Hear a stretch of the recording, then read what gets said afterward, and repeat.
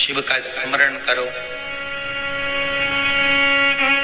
पूर्णिमा के दिन चावल का एक आखा दाना जानते हो, पूरा खंडित चावल नहीं, कितना चावल, एक दाना चावल का शंकर भगवान के शिवलिंग पर समर्पित करिए।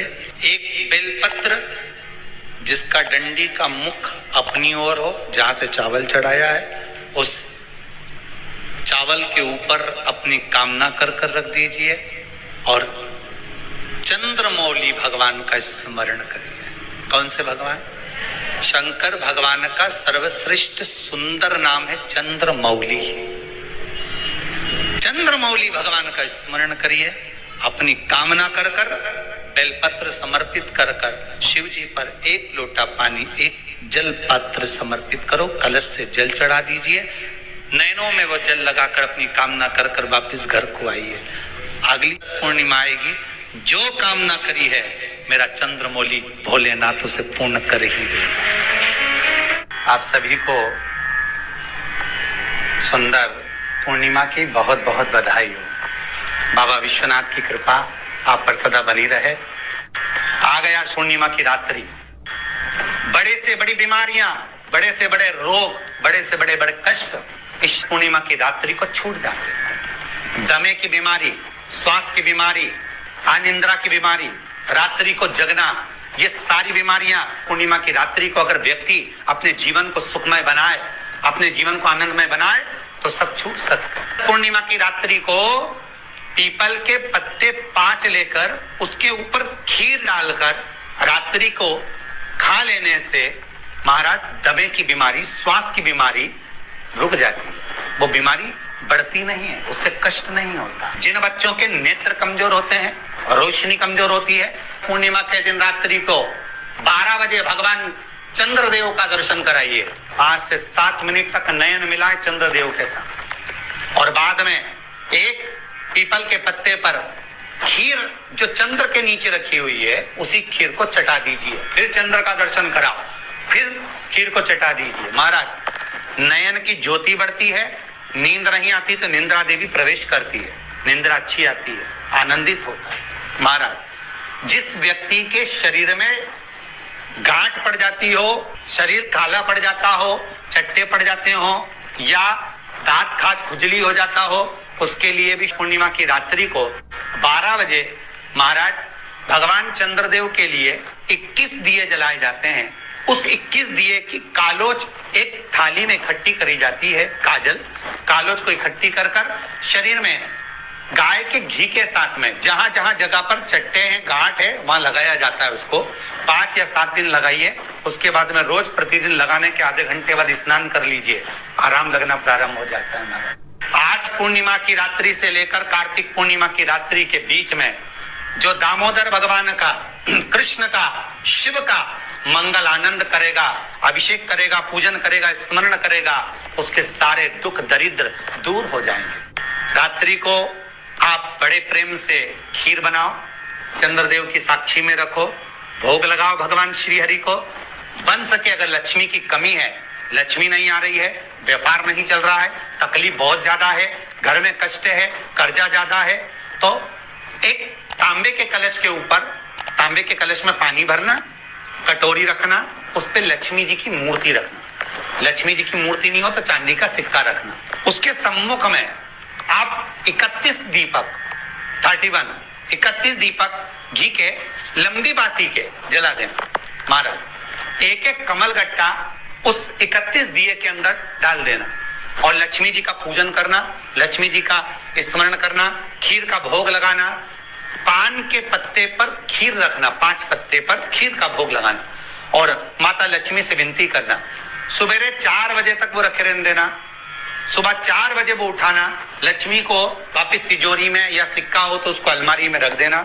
जो खीर बनी है वो प्रसाद के रूप में सुबह 8 बजे, 10 बजे, 9 बजे जब खाना हो प्रेम से पाना। माता जो दिए लगाए हैं वो ठंडे हो गए होंगे, उनको रखे रहने देना, बाद में काम आते रहेंगे, या दिए विसर्जन करना हो तो आपकी मर्जी है। पर वो मिट्टी के दिए लगेंगे, आटे के दिए नहीं लगेंगे, मिट्टी के दीप लगाना है आपको। 31 घी के दिए लगाना है।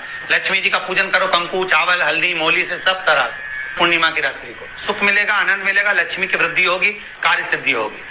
दूसरा क्रम, पूर्णिमा के दिन आप शाम को प्रदोष काल के समय 4:30 बजे से 6 बजे के बीच में 1 लोटा पानी, उसमें 5 बेलपत्र रखकर, 1 कमलगट्टा डालकर भगवान चंद्रेश्वर महादेव के नाम से भगवान शंकर को चढ़ा दीजिए। आपकी जो कामना हो वो कामना कर चढ़ाएं, विनती करें चंद्रेश्वर महादेव को और निवेदन करें कि हमारा ये कार्य सफल हो।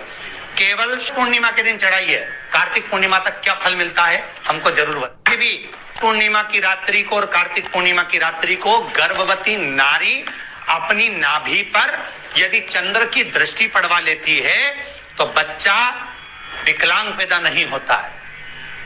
गर्भ से जो बालक होगा श्रेष्ठ होगा, विद्वान होगा, चतुर होगा, पढ़ने में होशियार होगा, क्योंकि ये चंद्र की किरणें जब समुद्र में उछाल ला सकती हैं तो आपके जीवन में भी तरक्की ला सकती है, उछाल ला सकती है।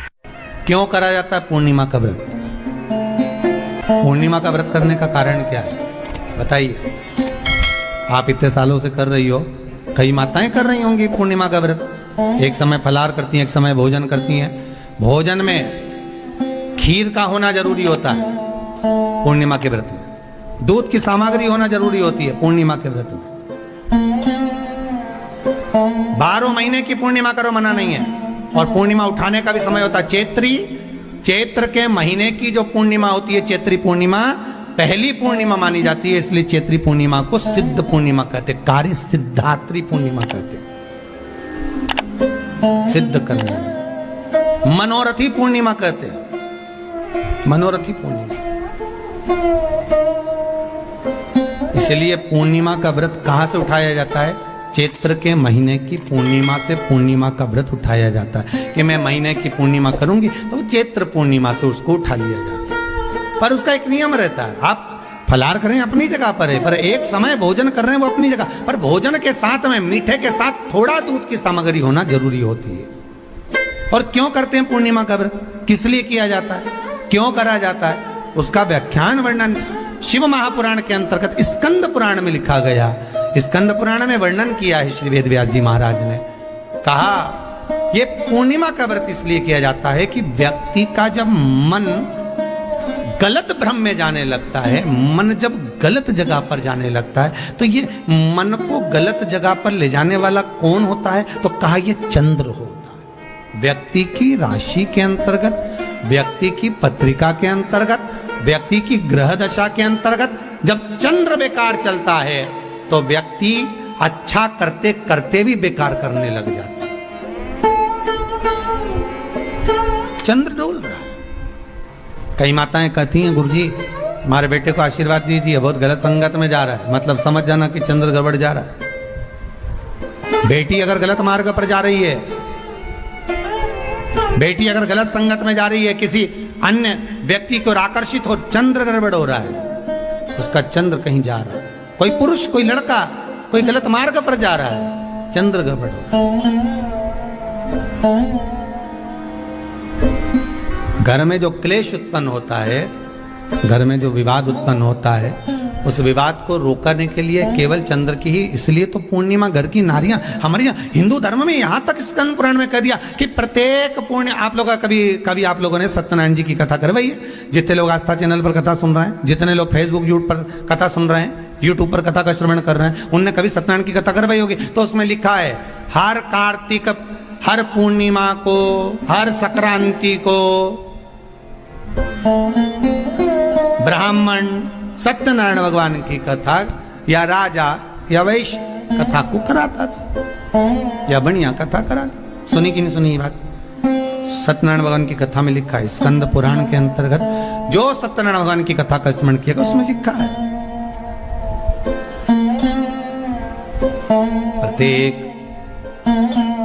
संक्रांति पूर्णिमा को सत्यनारायण की कथा करवाने लगा और ये योनि को प्राप्त हुआ। इस योनि से छूटा, इस योनि में गया। लिखा है, सब कुछ लिखा है। अब उत्ते से समझ जाओ कि पूर्णिमा को सत्यनारायण की कथा करने का बोला।